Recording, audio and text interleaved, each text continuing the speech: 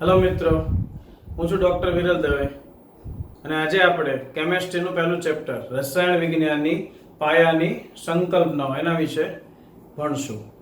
તો રસાયણ વિજ્ઞાનની પાયાની સંકલ્પનાઓ જે શબ્દ છે પહેલો સંકલ્પનાઓ, તે સંકલ્પનાઓ એટલે વિચાર અથવા ખ્યાલ. તો પાયાના વિચારો અથવા પાયાના ખ્યાલો એવું કહી શકાય.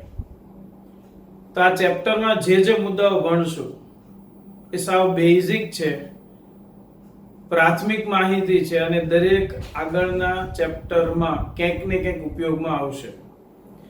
તો આ ચેપ્ટરમાં આપણે શરૂઆત કરીએ. પહેલું દ્રવ્યનો સ્વભાવ છે. શબ્દ દ્રવ્ય તમે જોતા જ યાદ કરશો.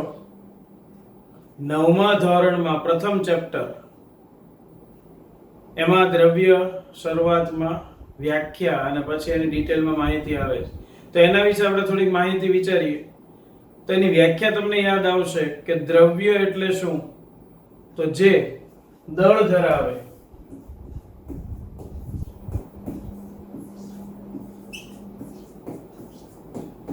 અને જે જગ્યા રોકે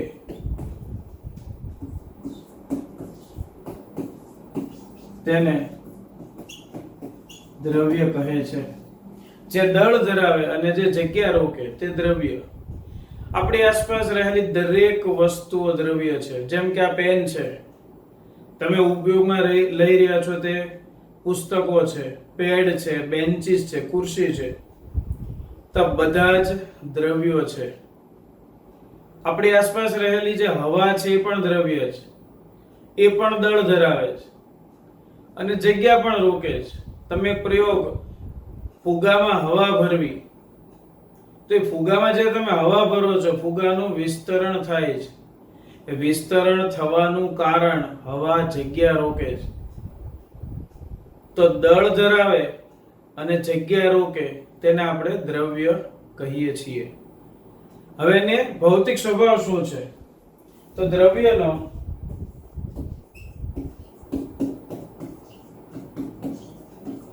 ભૌતિક સ્વભાવ આ 9મા ધોરણમાં આવેલા મુદ્દાઓ છે. તો પહેલો ભૌતિક સ્વભાવ શું છે એનો? તો દ્રવ્ય છે કણ સ્વરૂપે હોય છે. દ્રવ્ય એ કણ સ્વરૂપે હોય છે. તમને યાદ હશે કે મીઠાને પાણીમાં નાખો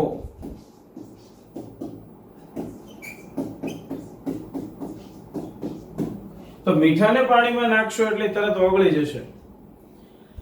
તો જે આપણને દ્રશ્યમાન હતું, આપણે જોઈ શકતા હતા, એ પાણીમાં નાખતા એમાં ઓગળી જાય છે. એનો અર્થ છે કે દ્રવ્ય છે એ કણ સ્વરૂપે હોય છે અને એટલે જ આપણે એને જોઈ શકતા નથી. પાણીમાં ઓગળ્યા પછી એના દરેક કણ છે એ અલગ અલગ થશે અને પાણીમાં આપણને દ્રશ્યમાન થશે નહીં.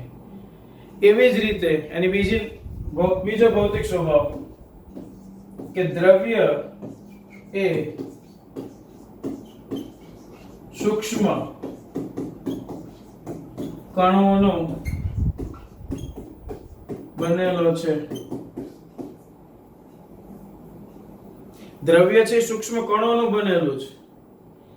તો આના માટે પ્રયોગ 9મા ધોરણમાં આવ્યો હતો કે કેમેનોફોર જે છે એને તમારે પાણીમાં ઓગાળો. તો 2 થી 3 સ્ફટિક કેમેનોફોર ના લઈ અને તમે એને 100 ml પાણીમાં ઓગાળો. તો આનો જે રંગ થશે ઘેરો જાંબલી રંગ થશે.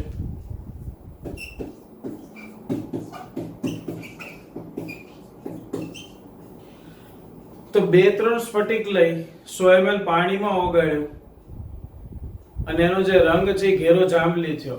હવે એમાંથી 10 ml લીધું, એને ફરી પાછું 100 ml કર્યું પાણી નાખી, ફરી એમાંથી પાછું 10 ml લીધું અને એને ફરી એક અલગ બીકરમાં પાણી નાખી અને 100 ml કર્યું. એવી રીતે તમે એને 1 લિટર અથવા 2 લિટર સુધી મંદ કરો તો મંદ કરતા જશો છતાં પણ એ રંગ જે છે એ જાંબલી રંગ તમને 2 લિટરમાં પણ જોવા મળશે. એનો અર્થ કે તમે માત્ર 2-3 સ્ફટિક લીધા હતા છતાં પણ એ 2 લિટર સુધી પાણીની અંદર રંગ દર્શાવે છે. તેનો અર્થ એવો થશે કે કણો છે એ અતિ સૂક્ષ્મ હોય છે. તો બે આપણે સ્વભાવ જોઈએ. એક દ્રવ્ય છે એ કણનું બનેલું હોય છે અને બીજું આપણે જોયું કે દ્રવ્ય છે એ અતિ સૂક્ષ્મ કણોનું બનેલું હોય છે. હવે દ્રવ્યની લાક્ષણિકતાઓ. તો આજે છે એ દ્રવ્ય કણોનું બનેલું છે. પ્રયોગ છે મીઠાને પાણીમાં નાખવું અને કણો છે સૂક્ષ્મ હોય છે જેમાં KMnO4 નું દ્રાવણ. અહીંયા મેં લખ્યું ઘેરો જાંબલી રંગ. પછીનો મુદ્દો દ્રવ્યની લાક્ષણિકતાઓ. તો યાદ કરો 9મા ધોરણમાં બીજો મુદ્દો હતો કે દ્રવ્યની લાક્ષણિકતાઓ શું છે. તો દ્રવ્ય છે એના કણો વચ્ચે ખાલી જગ્યાઓ આવેલી હોય છે. તો દ્રવ્યના કણો વચ્ચે ખાલી સ્થાનો આવેલા હોય છે. અગેન ફરી પાછું મીઠાને પાણીમાં નાખો. મીઠાને તમે પાણીમાં નાખશો તો મીઠાના જે કણ છે એ દરેક કણ પાણીમાં દ્રાવ્ય થશે. તો પાણીના અણુ વચ્ચે જે જગ્યા હતી એ ખાલી જગ્યાઓમાં મીઠાના કણ ગોઠવાય છે અને તેથી જ મીઠું છે દ્રાવ્ય થશે અને આપણે તેને જોઈ શકતા નથી. તો આ પ્રયોગ ઉપરથી આપણને ખ્યાલ આવશે કે દ્રવ્ય જે છે એના કણો વચ્ચે ખાલી સ્થાનો આવેલા હોય છે. બીજું, દ્રવ્યના કણો સતત ગતિશીલ હોય છે. યાદ કરો મિત્રો, તો એક અગરબત્તીનો પ્રયોગ અને બીજું શાહીનું ટીપું પાણીમાં નાખવું.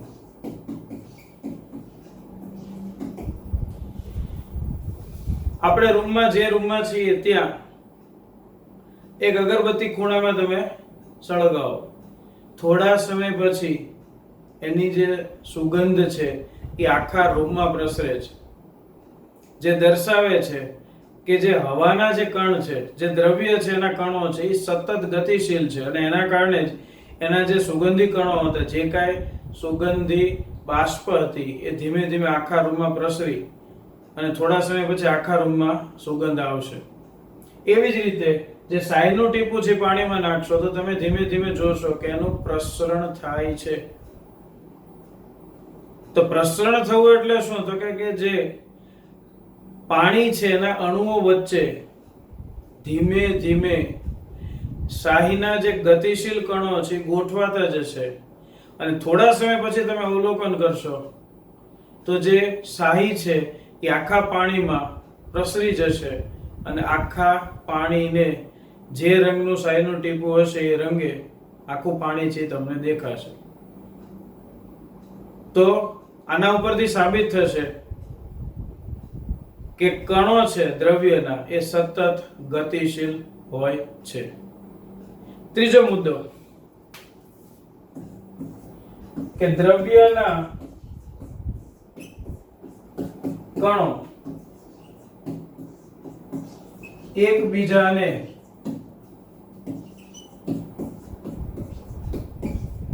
આકર્ષે છે. આમાં મિત્રો યાદ કરો તો ઈદુમિશ્મી ડાન્સ ની વાત છે. હાથેથી પકડી અને ત્રીજું આંગળીએથી પકડી. આ તમે વાંચ્યું હશે અને તમને યાદ હશે કે ઈદુમિશ્મી ડાન્સ છે કમરેથી પકડી અને ડાન્સ કરતા જે એક ચિત્ર આપ્યું છે. તો એને તમારે અલગ કરવા હોય તો આ કણ જે છે એ એટલા બધા નજીક છે કે સરળતાથી દૂર થતા નથી. તો એ રીતે આપણે જો કોઈને પકડી રાખ્યા હોય તો એને અલગ કરવું મુશ્કેલ છે. હાથેથી પકડવું, તો હાથેથી પકડેલા છે એ પણ મજબૂતાઈથી પકડાયેલા છે, છતાં પણ તમે એને તોડી શકો છો. ત્રીજું જે છે તે આંગળીએથી પકડેલો પ્રયોગ. બે વ્યક્તિઓ છે ને આંગળીએથી ખાલી પકડી રાખે એકબીજાને તો તમે એને સરળતાથી તોડી શકશો. તો ભૌતિક અવસ્થાઓ ત્રણે વિચારો, ઘન, પ્રવાહી અને વાયુ. તો ઘનની અંદર તમે વિચારો તો ઈદુમિશ્મી ડાન્સ જેવું આકર્ષણ બળ હોય, અણુ એટલા બધા નજીક હશે કે જે તોડવા અથવા તો એને અલગ કરવા મુશ્કેલ છે. પ્રવાહીમાં તો કે હાથેથી પકડાયેલા જે વ્યક્તિઓ છે એની જે તમે વિચારી શકો છો એને તોડવા માટે જે બળ આપવું પડે છે એ ઈદુમિશ્મી ડાન્સમાં જે રીતે પકડેલા છે એના માટે આપવા પડતા બળ કરતા ઓછું બળ આપવું પડે છે. તો હાથેથી પકડાયેલા છે સરળતાથી છૂટા પડશે. તો એ જે છે પ્રવાહીમાં પણ આવી જ કઈક અવસ્થા છે. અને છેલ્લું વાયુમાં તો આંગળીએથી પકડેલા તો એકદમ ઈઝીલી છૂટા પડશે. તો પ્રવાહીમાં પણ અણુઓ વચ્ચે અંતર હોય છે અને આકર્ષણ સાવ ઓછું હોય છે, જેના કારણે એ આકર્ષણ બળ તમે સરળતાથી તોડી શકો છો.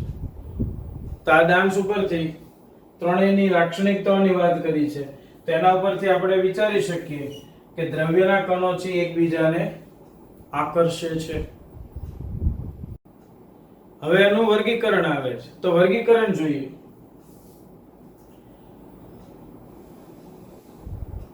તો દ્રવ્યને બે રીતે વર્ગીકૃત કરી શકાય. દ્રવ્યને બે રીતે વર્ગીકૃત કરી શકાય છે. પહેલું વર્ગીકરણ છે ભૌતિક અવસ્થાના આધારે. પહેલું વર્ગીકરણ છે ભૌતિક અવસ્થાના આધારે અને બીજું વર્ગીકરણ છે રાસાયણિક લાક્ષણિકતાના આધારે. તો ભૌતિક અવસ્થાના આધારે તમને મિત્રો ખ્યાલ હશે કે ત્રણ પ્રકાર છે. એક છે ઘન, બીજું પ્રવાહી અને ત્રીજું વાયુ. તો ભૌતિક અવસ્થાના આધારે દ્રવ્યને ત્રણ પ્રકારમાં વર્ગીકૃત કરી શકાય: ઘન, પ્રવાહી અને વાયુ. એવી જ રીતે રાસાયણિક લાક્ષણિકતાના આધારે મિશ્રણ અને શુદ્ધ પદાર્થ. તો ભૌતિક અવસ્થાના આધારે ત્રણ પ્રકાર: ઘન, પ્રવાહી અને વાયુ. રાસાયણિક લાક્ષણિકતાના આધારે બે પ્રકાર: મિશ્રણ અને શુદ્ધ પદાર્થ. તમે બીજા ચેપ્ટરમાં મિશ્રણ અને શુદ્ધ પદાર્થ એના વિશે ભણ્યા અને પ્રથમ ચેપ્ટરમાં છેલ્લો જે ભાગ છે એમાં ઘન, પ્રવાહી અને વાયુ વિશે ભણ્યા. તો હવે આપણે જાણીએ કે ભૌતિક અવસ્થાના આધારે ઘન, પ્રવાહી અને વાયુ એમાં શું ભેદ છે.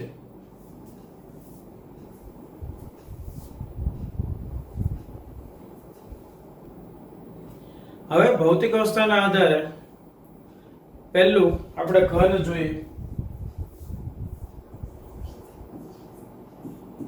તો ઘનની અંદર આપણે ભણ્યા હતા 9મા ધોરણની અંદર કે એને નિશ્ચિત કદ અને નિશ્ચિત આકાર હોય છે. તો પહેલો મુદ્દો છે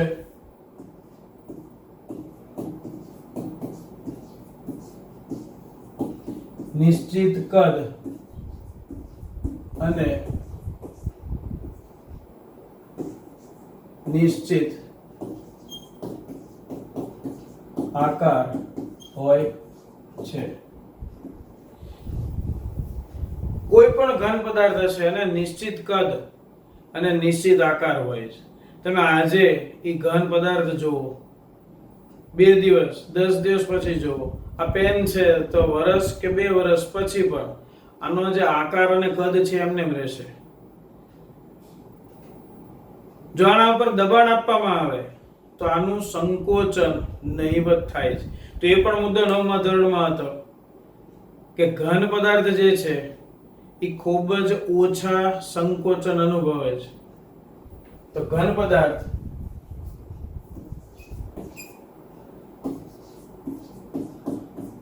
અવગણ્ય સંકોચન અનુભવે છે. ઘન પદાર્થ છે એ અવગણ્ય સંકોચન અનુભવે છે. આ પેન છે તમે ગમે એટલું કમ્પ્રેસ કરશો, ગમે એટલું દબાવશો, એના કદમાં ઘટાડો થશે નહીં. તો આનું સંકોચન છે અવગણ્ય છે. તમે અતિશય બળ કરશો તૂટી જશે, પરંતુ એનું સંકોચન થશે નહીં. આ બે મુદ્દાઓ 9મા ધોરણમાં આવી ગયા. એવી રીતે પ્રવાહીમાં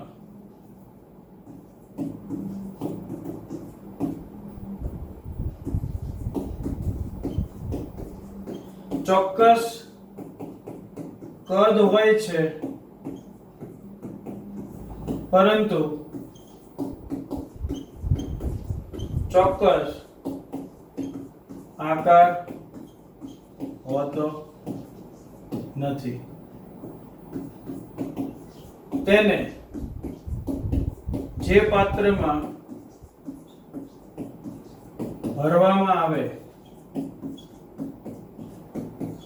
તેનો આકાર ધારણ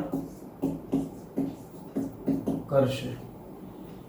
ચોક્કસ કદ હોય છે પણ ચોક્કસ આકાર હોતો નથી. તમને ખ્યાલ છે કે કોઈ પણ પ્રવાહી, જેમ કે આપણે કોઈ એક પાણીની બોટલ ખરીદીએ તો પાણીનું કદ 1 લીટર છે. હવે તમે એને કોઈ બીજા પાત્રમાં ભરશો તો એનું કદ 1 લીટર છે, 1 લીટર જ રહેશે, પરંતુ તમે એને જે પાત્રમાં ભરશો એનો તે આકાર ધારણ કરે છે. બોટલમાંથી તમે ધારો કે તપેલીમાં લ્યો, તેનો આકાર છે તપેલી જે આકારની હશે, અથવા બરણીમાં લ્યો તો બરણી જે આકારની હશે એ આકાર ધારણ કરશે. તેનો અર્થ થયો કે એને જે પાત્રમાં ભરવામાં આવે તેનો આકાર ધારણ કરે. હજી એક મુદ્દો ભણ્યા આપણે કે પ્રવાહી વહનશીલતાનો ગુણ ધરાવે.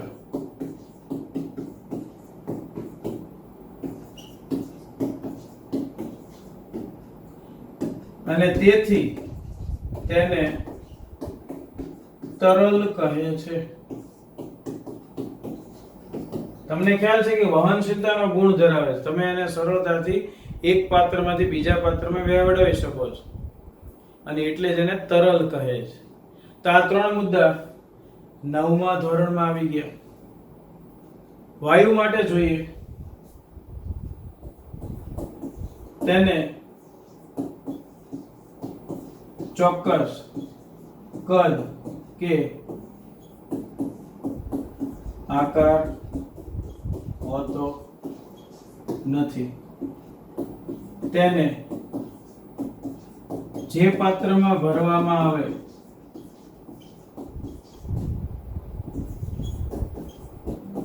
તે પાત્રને સમજો ભરી દે છે, અને તેનો આકાર ધારણ કરશે. આનો અર્થ થાય કે તમે 2 લીટર વાયુ છે અને જો 5 લીટરના પાત્રમાં ભરો તો 5 લીટરનું કદ ધારણ કરશે અને એ પાત્રનો આકાર ધારણ કરશે. તમે એને 10 લીટરના પાત્રમાં ભરો તો એ વાયુ છે 10 લીટરનું કદ ધારણ કરશે અને એ પાત્ર મુજબનો આકાર ધારણ કરશે. ફરી પાછો 10 લીટર વાયુ તમે 1 લીટરના પાત્રમાં ફેરવો તો એ પાછો 1 લીટરનું કદ ધારણ કરશે, અને 1 લીટર કદ જે પાત્રનો આકાર છે પાત્રના આકાર મુજબ ધારણ કરશે. તો આ 2 મુદ્દાઓ તમે 9મા ધોરણમાં શીખી ગયા. તો અહીંયા મૂળ વાત આવી કે ઘનને નિશ્ચિત કદ અને નિશ્ચિત આકાર હોય છે.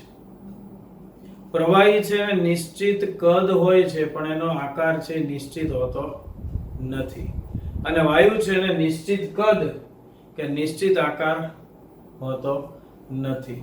તો આવું થવાનું કારણ શું છે? તો આવું થવાનું કારણ કે ઘનની અંદર ગોઠવણી જોઈએ.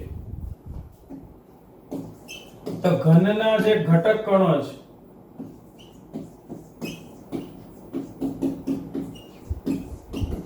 એ એકબીજાની નજીક અને ક્રમબદ્ધ રીતે ગોઠવાયેલા હોય છે. ઘનના ઘટક કણો છે એટલા બધા નજીક છે. આની અંદર જે પેન છે એમાં જે પણ ધાતુ છે એના જે કણ છે એટલા બધા નજીક ગોઠવાયેલા છે કે હવે કણ એકબીજાની વધારે નજીક જઈ શકે એવી પરિસ્થિતિ નથી. ફરી વાક્ય બોલું કે આના કણો જે ગોઠવાયેલા છે એટલા બધા નજીક છે અને ક્રમબદ્ધ ગોઠવાયેલા છે કે હવે તમે એને કમ્પ્રેશન આપો અથવા તો દબાણ આપો તો એ એકબીજાની વધારે નજીક જઈ શકતા નથી. તો ઘનના ઘટક કણો છે એકબીજાની નજીક અને ક્રમબદ્ધ રીતે ગોઠવાયેલા હોય છે, અને તેથી જ હેરફેર માટેની જગ્યા હોતી નથી. એટલે શું? તો કે હેરફેર માટેની મુક્તિ હોતી નથી, જગ્યા હોતી નથી. એટલે કે એને હલવું હોય તો એ પોતાના સ્થાનેથી ખસી શકતા નથી. તો હેરફેર માટેની મુક્તિ પણ લખી શકાય, મુક્તિ હોતી નથી. એકદમ નજીક નજીક હોવાના કારણે એ પોતાના સ્થાનેથી ખસી શકતા નથી. તો આ ઘન માટેની વાત થઈ કે એના અણુઓ છે એકદમ એકબીજાની નજીક હોય છે. પ્રવાહીમાં જોઈએ તો તેના ઘટક કણો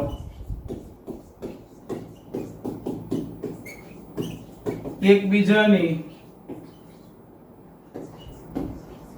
નજીક હોય છે. સમજો, એકબીજાની નજીક હોય છે પરંતુ આજુબાજુ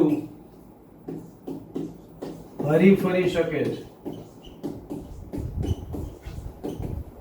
એટલે ઘટક કણો, ઘનના જે ઘટક કણો છે એનાથી થોડાક દૂર છે, અને દૂર હોવાના કારણે એ એકબીજાની નજીક રહેશે પણ એ આજુબાજુમાં સતત ગતિ કરી શકે છે.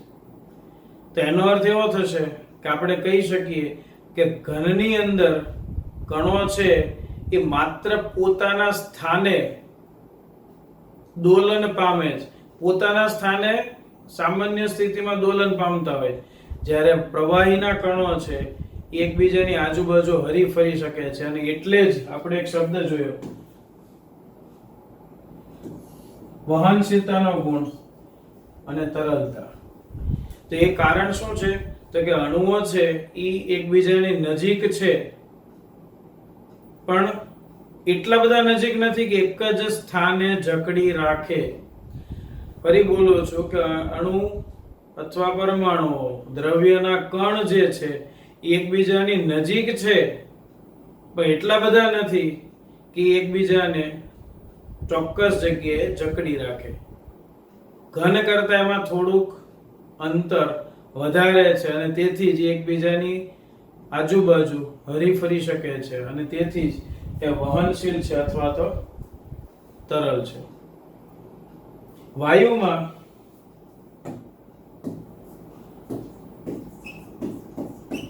ઘટક કણો જે છે તે ઘન અને પ્રવાહી કરતા ઘણા બધા દૂર ગોઠવાય છે.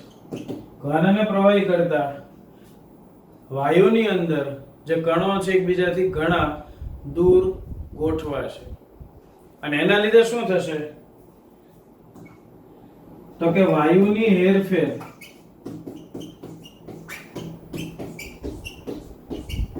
સરળ થશે. બહુ સરળતાથી તમે એને હેરવી ફેરવી શકશો. એક પાત્રમાંથી બીજા પાત્રમાં લઈ જવું હોય તો સરળ થશે. અને આપણને ખ્યાલ છે સરળ અને ઝડપી પણ થશે. તો સરળ હોય અને ઝડપી હોય, વાયુ છે એક પાત્રમાંથી બીજા પાત્રમાં લઈ જાઓ, તમે માત્ર વાલ ખોલો, ઝડપથી એ ઊંચા દબાણથી નીચા દબાણ તરફ ગતિ કરશે. તો એની હેરફેર સરળ છે અને ઝડપી છે. સાવ સરળ ભાષામાં કહીએ તો આમાં જે ઘનના કણો છે એને નિશ્ચિત કદ અને નિશ્ચિત આકાર હોવાનું કારણ કે ઘટક કણો એકબીજાની નજીક અને ક્રમબદ્ધ છે, અને જેથી આકર્ષણ બળ એટલું પ્રભાવી છે કે એનો આકાર અને કદ નિશ્ચિત રાખે છે. પ્રવાહીમાં ચોક્કસ કદ છે પણ આકાર નથી. તેનું કારણ છે કે એમાં કણો છે ઘન કરતા થોડાક દૂર ગોઠવાયેલા છે, અને એના કારણે એકબીજાની નજીક રહે છે પણ ચોક્કસ સ્થાને જકડાયેલા નથી, અને તેથી જ પ્રવાહી છે એ વહનશીલ છે અને તરલ છે. અને વાયુમાં કણો વચ્ચે ખૂબ જ અંતર હોવાના કારણે એનો નિશ્ચિત કદ કે નિશ્ચિત આકાર નથી. એટલે કે એના જે ઘટક કણો છે એકબીજાને નજીક પણ નથી રહેતા અને ચોક્કસ સ્થાને પણ નથી રહેતા, એટલે એનું કદ કે આકાર કંઈ પણ નિશ્ચિત નથી. હવે આ ત્રણ જે અવસ્થાઓ છે, ઘન, પ્રવાહી અને વાયુ, આ જે ત્રણ અવસ્થાઓ છે એને તાપમાન અને દબાણની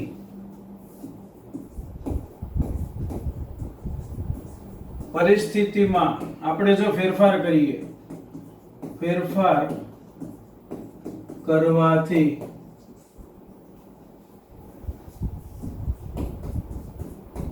ત્રણેય અવસ્થાઓ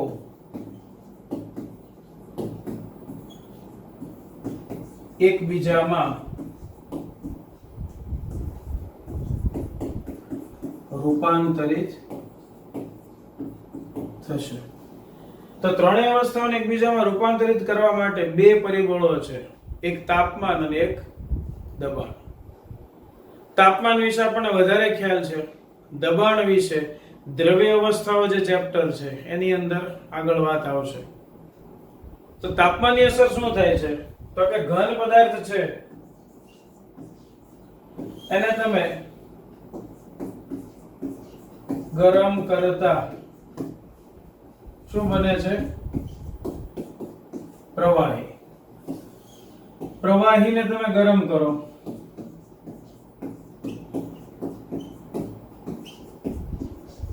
વાયુ બનશે. તો ઘનને ગરમ કરો પ્રવાહી, પ્રવાહીને ગરમ કરો વાયુ. બરફ છે ને તમે કાઢીને ઓરડાના તાપમાને રાખો તો એ ધીમે ધીમે શું થશે? પ્રવાહી બનશે. અને પાણીને તમે ગરમ કરશો તો એ બાષ્પ બનશે. તો આ બંને માટે શબ્દો આપણને ખબર છે કે ઘનમાંથી પ્રવાહી કરવું હોય તો તમે એને ગલન કહો છો. ગલન એટલે ઓગાળવું. એવી જ રીતે પ્રવાહી જે છે એને વાયુ માં ફેરવો તેને આપણે કહીએ છીએ ઉત્કલન. તો ગરમ કરતા ઘનમાંથી પ્રવાહી બનશે, પ્રવાહીમાંથી વાયુ બનશે. તો પહેલું ગલન છે અને બીજું પ્રવાહીમાંથી વાયુ, એને આપણે ઉત્કલન કહીએ છીએ. હવે એનાથી ઉલટી પ્રોસેસ, વાયુને ઠંડો પાડો જેને આપણે કહીએ છીએ ઠારણ. તો પ્રવાહી બનશે અને પ્રવાહીને ઠંડુ પાડો તો એ બને છે ઘન. તો આ પ્રોસેસ નું નામ લખીએ તો વાયુને ઠંડુ પાડો છે ને આપણે કહીએ છીએ ઠારણ, કન્ડેન્સેશન. વાયુને ઠારણ કરતા એ પ્રવાહી બનશે અને પ્રવાહીનું ફ્રીઝિંગ કહીએ છીએ, આપણે ફ્રીઝરમાં મૂકીએ છીએ. તો ફ્રીઝિંગ કરતા એ ઘન બનશે. તો આ ભૌતિક પદ્ધતિનું નામ છે ઠારણ છે, ઉત્કલન છે, ગલન છે અને ફ્રીઝિંગ છે. હજી બે મુદ્દાઓ આપણે જોયા હતા. 9મા ધોરણમાં 10મા ધોરણમાં એની વાત આવે છે કે ઘનને ગરમ કરો તો અમુક પદાર્થ સીધા જ વાયુમાં રૂપાંતરિત થાય છે. તો ઘનને તમે ગરમ કરો છો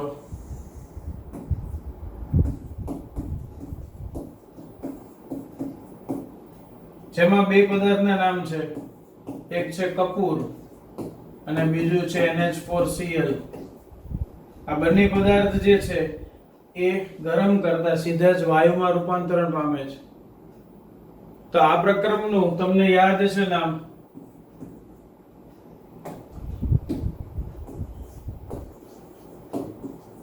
ઉર્ધ્વપાતન કહેવાય. ઘનને તમે ગરમ કરો અને સીધે સીધું વાયુમાં રૂપાંતરિત થાય તો એને આપણે ઉર્ધ્વપાતન કહીએ. જેમાં કપૂર છે, NH4Cl છે અને એનાથી ઉલટી પ્રોસેસ, તમે વાયુને ઠંડુ પાડો ફરી પાછું ઘન બને, પદાર્થ એના જ છે તો એને ઠારણ કહેવાય છે. કારણ કે એનું ઠારણ આપણે કરીએ છીએ પ્રવાહી કરવા માટે, પણ સીધો તમને ઘન પદાર્થ મળશે. તો કપૂર, NH4Cl આ પદાર્થ એવા છે કે ગરમ કરશો તો સીધા વાયુમાં રૂપાંતરિત થાય છે અને ઠંડા પડો તો વાયુમાંથી સીધા તમને ઘન સ્વરૂપે મળશે.